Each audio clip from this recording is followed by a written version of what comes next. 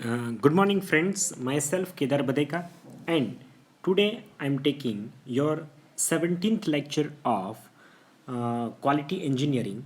So, in the previous series of the lecture, we try to understand the basic technique of the quality function deployments, right? Which is the QFD. Now, in this chapter, which is about the designing for the quality, now in today's lecture, we try to discuss the another new technique for designing the quality. So first we understand the basic things about the concurrent engineering, right? When we putting one step with the quality function deployment, what is the quality, what is the functions, and what is the deployment, how to deploy that designing quality for the new product developments. And in today's series of the lectures, we try to discuss the another new chapter, or another very interesting concept of the quality engineering, which is the failure mode and effect analysis, which is FMEA, which is the failure mode and effects analysis. जिससे आप क्या समझ पा रहे हो, right? तो इसको थोड़ा आपको शायद नाम से इतना कुछ इसको क्लियर अंडरस्टैंडिंग इससे शायद नहीं मिल सकती है, तो इसलिए let's start the discussions over the some of the basic things about the failure mode and effect analysis. ये कंसेप्ट आपके लिए एग्ज़ाम के पॉइंट ऑफ व्यू बहुत ज़्यादा इंटरेस्टिंग टॉपिक है, यानी बहुत इम्पोर्टेंट भी है, बहुत इंटरेस्टिंग भी है. दोनों तरीके से इसका जो है वो इम्पोर्टेंस, बहुत लाजवाब इम्पोर्टेंस इस टॉपिक को दिया गया है. So please try to understand very clear. If you getting any kind of the doubt troubles in some point of view, if you are not getting properly, you can ask me that your doubts, you can write that doubts into your notebook, and at the end of the video lecture, you can ask that doubt into the comment section. So let's start the discussions over the failure mode and effect analysis.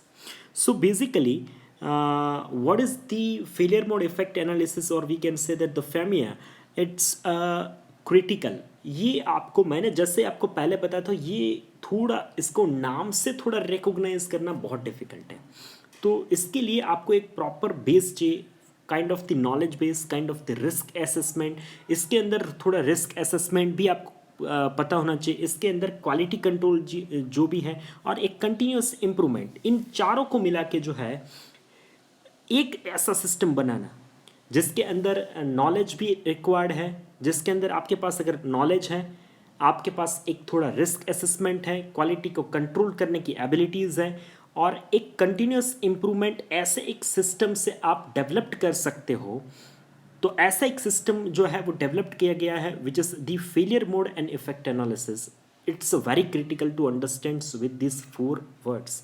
तो इसको इसीलिए जो है इस failure mode effect analysis को, ये चारों को मिला के एक डिफाइन करने की कोशिश की है.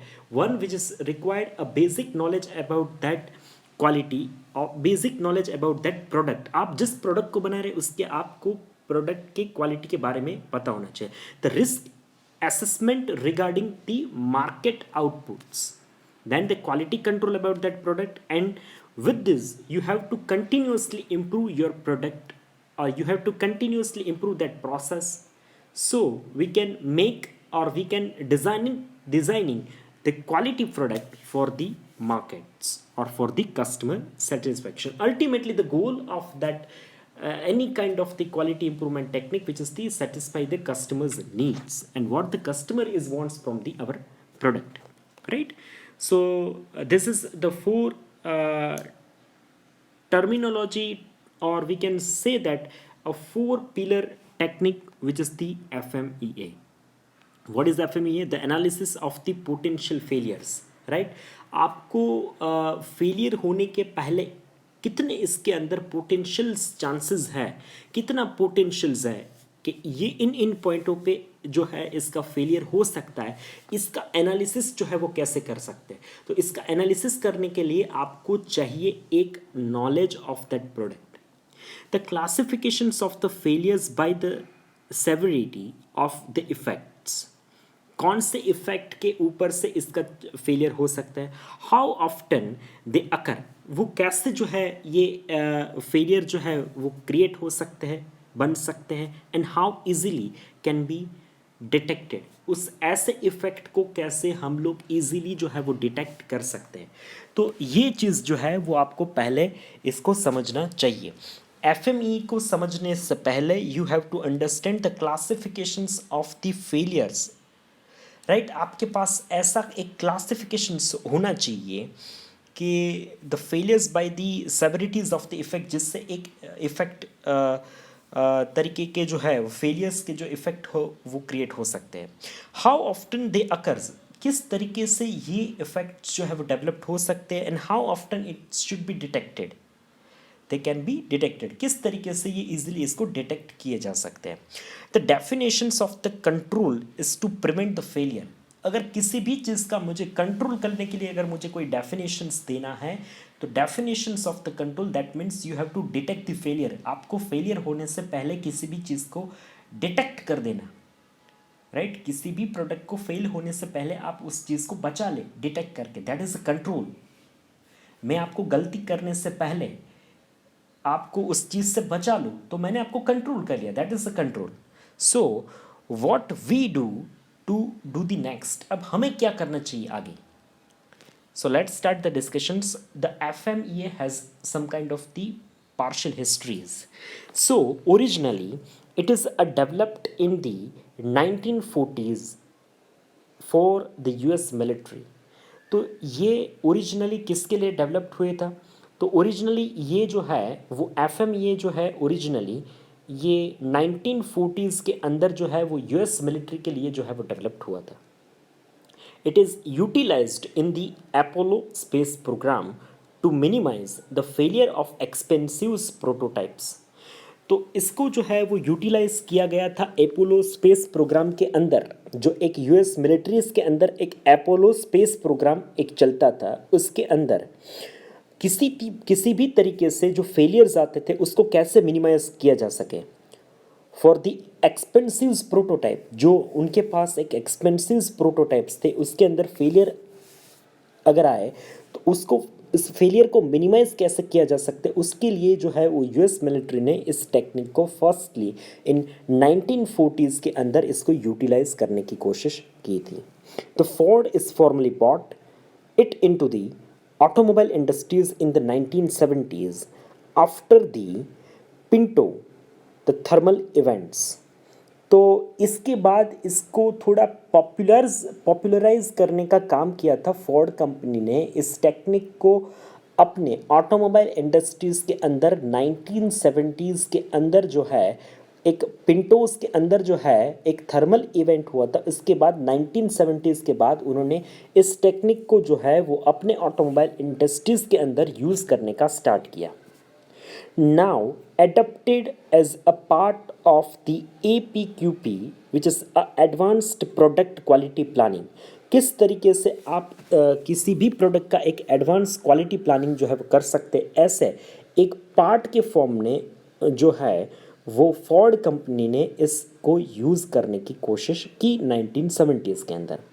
Required elements of the PAP, which is a production part approval process, which is the design element 4 and design element 6, the process element 6, the integrated into the quality system, which is quality system 9000s and the ISO 16949। तो इसके साथ इसका history start हुआ, which is adopted as a part of the APQP, which is a advanced product quality planning, and we required the element of the PPAP, which is a production part approval process in the design element 4 and process element 6, the integrated into the quality system in 9000 and the ISO 16949। The benefits, the FEMA has a certain kind of the benefit which is reducing the cost in the form of the field failures। तो ये कहाँ काम आएगा, तो ये जो है उसका पहला बेनिफिट हो सकता है ये कोस्ट को रिड्यूस करता है। कैसे, तो ये कोस्ट को रिड्यूस करेगा कि फील्ड फेलियर से, जो अगर कोई किसी भी प्रोडक्ट एक फील्ड के अंदर काम कर रही है तो उसका फील्ड फेलियर ना हो, दौरान इसका एक तरीके से वर्किंग कंडीशंस के अंदर फेलियर होगा तो आपका पूरा प्रोडक्शन प्रोसेस जो है वो वहाँ पे अटक जाएगा और एक तरीके से फेलियर हो सकता है। तो वो फेलियर होने से आपको बताता है आपका स्क्रैप वैल्यू जो है वो कम करता है, इसीलिए जो है वो आपका कॉस्ट जो है किसी भी प्रोडक्ट को उसकी वर्किंग लाइफ के अंदर उसको स्क्रैप में फॉर्म नहीं होने देगा, इसीलिए उसका जो है आपका कॉस्ट जो है वो अल्टीमेट कॉस्ट जो है वो रिड्यूस करने में ये बहुत काम करता है। Then the prioritise the risk, अब रिस्क को जो है वो प्रायोरिटी देगा, कौन सा फैक्टर्स जो है वो सबसे ज़्यादा रिस्की है तो उसको वो प्रायोरिटी के वाइज जो है वो सेट करेगा। तो अब उस आपको रिस्क फैक्टर को प्रायोरिटी वाइज जो है वो उसके ऊपर काम करना पड़ेगा। आप जैसे ही प्रायोरिटी वाइज उसके ऊपर काम करना स्टार्ट करोगे तो उस रिस्क फैक्टर को आप जैसे कम करोगे तो वो आपको ज़्यादा बेनिफिट दे सकता है। इन इंजीनियरिंग मैन्युफैक्चरिंग नॉलेज बेस, ये आपको बेनिफिट देगा, आप पूरी इंजीनियरिंग को समझ सकते हो जो प्रोडक्ट के रिगार्डिंग्स हैं, इसके मैन्युफैक्चरिंग के बेसिस को जो है मैन्युफैक्चरिंग नॉलेज के बेसिस को आप यहाँ पे स्ट्रॉन्ग कर सकते हो with the FMEA। They have another certain benefits of the FMEA which have prevent the failure before it is happen। ये किसी भी प्रोडक्ट का फेलियर होने से पहले इस चीज़ को हमें बता देता है जिससे हम उस चीज़ से बच सकें। Then it is also identify a critical aspect of the design and processes। ये एक एक तरीके से एक क्रिटिकल आइडेंटिफिकेशंस करता है with the aspect of the design and processes. तो इससे एक क्रिटिकल आइडेंटिफिकेशंस होगा, जो भी प्रोसेस जो है वो क्रिटिकल है अपने पॉइंट ऑफ व्यू से, जो भी डिज़ाइन पॉइंट ऑफ व्यू से किसी भी पार्ट एक के अंदर जो है वो क्रिटिकलिटीज़ है तो वो एक इसको आइडेंटिफाई करके आपको इनिशियली बता देगा। It's also helps to identify the controls need, in which point of view you need a better controls, it is also identifies. तो आप उस पॉइंट के ऊपर ज़्यादा अगर फोकस करोगे, उस पॉइंट के ऊपर आप ज़्यादा जो है वो आप ध्यान दोगे तो उस पॉइंट के ऊपर फेलियर होने के चांसेस, तो यानी आपको वो पहले से कि ये पॉइंट है जो ज़्यादा थोड़ा क्रिटिकल है जहाँ पे आपको ज़्यादा कंट्रोल करना चाहिए, तो ये आपको पहले से उस आइडेंटिफाई करके देगा। तो इन पॉइंट के ऊपर आपको थोड़ा ज़्यादा फोकस करना पड़ेगा। Then it is also helps to identify where to focus more, आपको किस चीज़ के ऊपर ज़्यादा फोकस करना चाहिए, ये भी आपको यहाँ पे ये हेल्प करके बताएगा कि यहाँ पे फेलियर होने से ये आपको इस तरीके से बता सकता है। Then it's essentials to a continuous improvement, यानी एक तरीके से कंटिन्यूस इम्प्रूवमेंट जो है वो आपके ऑर्गेनाइजेशंस के अंदर डेवलप करने के लिए ये बहुत ज़्यादा एसेंशियल्स पार्ट है कि जिससे आप अपने ऑर्गेनाइजेशंस के अंदर एक कंटिन्यूस इम्प्रूवमेंट को डेवलप कर सकते हैं। Then it is also essentials for improving the qualities और developed a qualities into your product, right. तो ये इस तरीके से आपके प्रोडक्ट के अंदर बहुत ज़्यादा जो है वो बेनिफिट्स दे सकता है। कंटिन्यूस इम्प्रूवमेंट्स के अंदर, आपके प्रोडक्ट के अंदर क्वालिटी को डेवलप करने के अंदर, आपकी प्रोडक्ट की क्वालिटीज़ जो है वो ऑटोमेटिक जो है वो उन बेसिस के ऊपर उसकी क्वालिटी जो है वो इम्प्रूव जो है वो होना स्टार्ट हो जाएगा। तो इन पॉइंट ऑफ व्यू से जो है ये टेक्निक जो है वो काफ़ी यूज़फुल है। नाउ इसके अंदर there is a 2 types of the FMEAs, right. Failure mode effect analysis जो है वो बेसिकली 2 टाइप्स के होते हैं। First one which is the design FMEA and process FMEA। तो डिज़ाइन FMEA को जो है DFMEA जो है उसको बोला जाता है, और प्रोसेस को जो है वो प्रोसेस को PFMEA जो है वो बोला जाएगा। अदर लेस कॉमन जो है जिसके अंदर कंसेप्ट सिस्टम्स और सर्विस के regarding failure mode effect analysis है, जो कंसेप्ट के रिगार्डिंग है, कुछ कुछ सिस्टम के रिगार्डिंग है और कुछ कुछ जो है वो सर्विस के रिगार्डिंग। तो पर बेसिकली जो मोस्ट यूजेबल और मोस्ट वैरायटी ऑफ यूज़ जिसके पास है और जो एकदम ज़्यादा फेमस हो चुके हैं विच इज़ द DFMEA और PFMEA। Let's start the discussions over it. What make an FMEA। तो फर्स्ट किस तरीके से वो बनता है, तो first you have to focus on the customers requirements, then you have to certainly focus on the and another things which is the experience and knowledge regarding the product, whatever you developing, whatever you working on that product. Then you have to plan for the improvement, you have to justify or you have to do some analysis work, in which point of view you need some certain kind of, you have to make a plan in what, on what basis, on what topic and what points you need certain kind of the improvement, and you have to make a plan for that improvement points, and you have to learn that lessons with certain kind of the analysis that make an FMEA very effective, where it is all fits.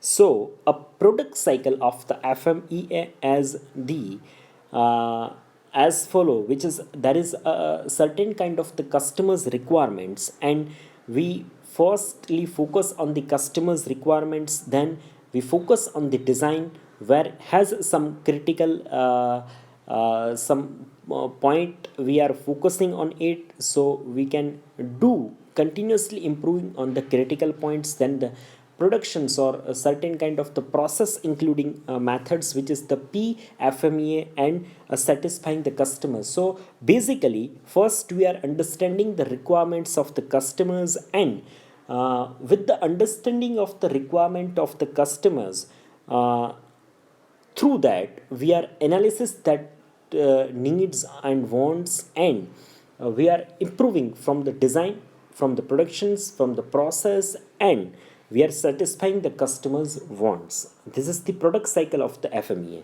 So the product cycle which is including the customer requirement, design, productions, and the satisfying the customer, there is a big questions is what is the importance and how we are ensuring it's right. क्या हमारे लिए important ज़्यादा है, और किस तरीके से हम इसको ये बता सकते हैं कि ये हमारे लिए सही है. The big answer is that a critical characterisations are the output from. किस तरीके से आपने जैसे एक क्रिटिकल कैरेक्टराइजेशंस किया डिज़ाइन का, विच is the DFMEA, and the input that the output of the design FMEA, right, DFMEA, you have to use that output of DFMEA into the, as an input of the PFMEA, which is a productions, or we can say that the process failure mode effect analysis, right. This is the answer of that product cycles. So first, which is including certain kind of the in DFMEA or the PFMEA is working is like that is a design, specifically in the design FMEA, what they need, right, what do they need, what the customer is want from the product, and what kind of the appropriate design for that wants. Then what is critical, if we are understanding the requirements of the customers and needs of the customers, from that needs we are making a design, and we are analyzing that what is now, what is the critical in that activity, in that design. Then what we know, right, what do we know. अब हमें क्या करना चाहिए इसके लिए, अब हम इसके बारे में क्या जानते हैं. पहले तो हमने एक क्रिटिकल जो है डिज़ाइन के अंदर वो हमने फाइंड आउट कर लिया, व्हाट क्रिटिकल, जो क्या चीज़ जो है वो हमें क्रिटिकल लगती है. जब हमें क्रिटिकलिटी पता चल गई तो अब हम इसके बारे में क्या जान सकते हैं, क्या जानते हैं, right, what can go wrong, अब इससे क्या गलत हो सकता है, और व्हाट इज़ हैपन, अब क्या चल रहा है. इन सारी चीज़ों को आपको एक आंसर ढूंढना पड़ेगा. तो आप इन पांचों के आंसर ढूंढ लोगे तो आपको एक इनपुट, एक इस पांचों चीज़ का एक आउटपुट मिल जाएगा. इस आउटपुट को आपको यूज़ करना है आपके PFMEA के अंदर,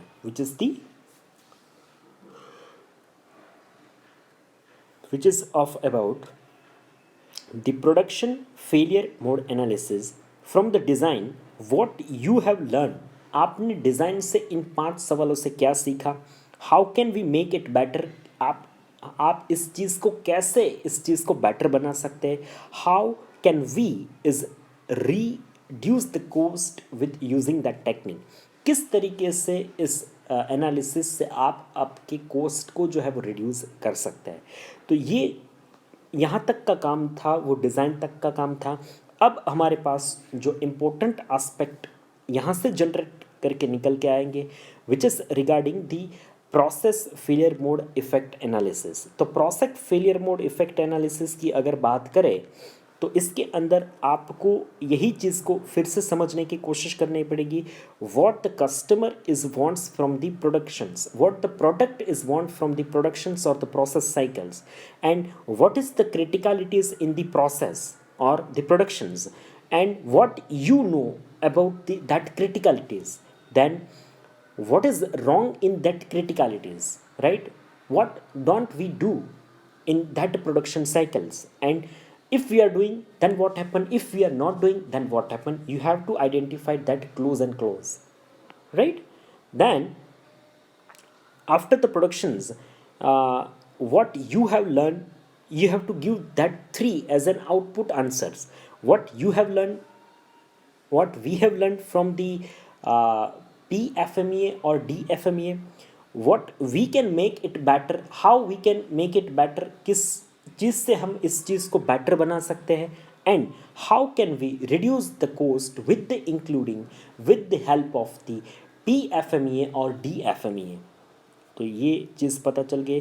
तो इसके लिए जो है ये एक इसका एक फॉर्म जो है वो लोग जनरेट करते हैं। तो फर्स्ट इसको हम लोग थोड़ा कोशिश करते हैं समझने की।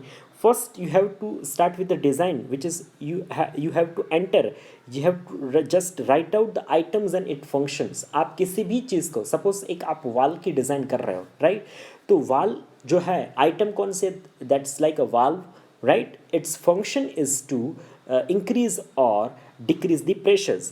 Now what is the potential failure mode? इसके अंदर जो है वो वाल शीट जो है, इसके अंदर एक पोटेंशियल फेलियर होने के चांसेस हो सकते हैं अगर वाल शीट जो है वो आपने या फिर गास्केट शीट जो है वो आपने प्रॉपरली जो है वो सेट नहीं की, अगर उसका मटेरियल है तो वहाँ पे फेलियर होने के चांसेस हैं। Now the potential effects of the failure, right? अगर इससे क्या इफेक्ट हो सकती है, तो पोटेंशियल इफेक्ट क्या हो सकती है कि आप जितना प्रेशर्स आपको वहाँ पे एज एन आउटपुट चाहिए वाल के बाहर से, तो वो आपको आउटपुट प्रेशर्स नहीं मिलेगा, आपका प्रेशर जो है वो रिलीज़ हो रहेगा। तो आपका पूरा जो है वो एक लूप जो है जिसके अंदर पूरा साइकिल जो है वो रन करता है, वो प्रॉपरली उस लूप के अंदर आप काम नहीं कर पाओगे, right?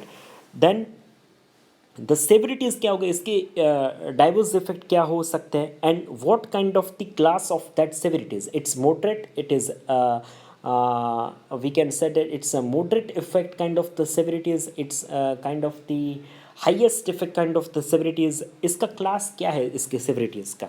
Then you have to identify on the potential causes of the mechanism of the failure. इसके आपको क्लोजेस जो है वो कोजेस जो है वो आपको फाइंड आउट करने की कोशिश करनी चाहिए। इस फेलियर के पीछे का जो मैकेनिज्म क्या हुआ, किस वजह से जो है ये वाल्व शीट जो है या फिर गास्केट शीट जो है ये फेल हुई, इसके पीछे के आपकी प्रॉबेबल कोजेस को आपको स्टडी करना चाहिए। अब जैसे आपने उस स्टडी करने की कोशिश की तो आपके पास कुछ कोजेस निकल के बाहर आएंगे। Next you have occurrences. अब किस वजह से जो है वो आपने कोजेस फाइंड आउट करे, तो उस कोजेस को आप जैसे वो शॉर्ट आउट करते जाएंगे तो आपको कुछ ना कुछ अकरेंस मिलेगा इससे कि what is the final occurrence of that causes, and then the current design control. अब आप इसको कैसे कंट्रोल कर सकते हैं वो आप थोड़ा इसके ऊपर फोकस करने की कोशिश कीजिए। Then you have some kind of the detections, आपको इसने कैसे डिटेक्ट किया, इट इज़ डिटेक्टेबल और it is not detectable. Then the response आपका क्या था। देन रेकमेंडेड एक्शंस, आप इसको कैसे रेकमेंडेड करते हैं कि ये सारा जो है वो चीज़ इससे करेक्ट हो पाए।